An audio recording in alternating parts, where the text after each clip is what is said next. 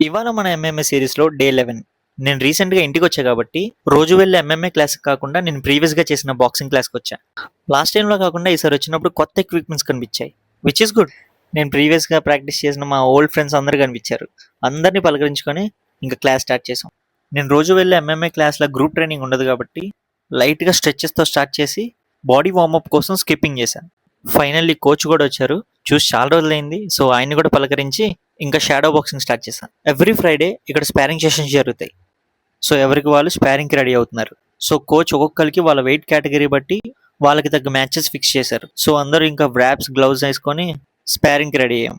After that ఇంకా matches start చేసాం. నేను బాక్సింగ్ చేసి చాలా రోజులైంది కాబట్టి అట్ లాస్ట్ నేను జస్ట్ టచ్అప్ కోసం లైట్గా స్పారింగ్ చేశాను.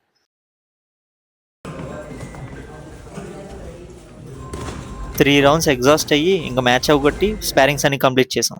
అదిగోండి మనోడితోనే స్పారింగ్ చేశాను. నేను మళ్ళీ బెంగళూరు రిటర్న్ అవ్వాలి.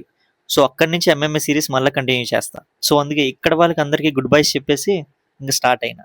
So that's it for today guys. Follow for more.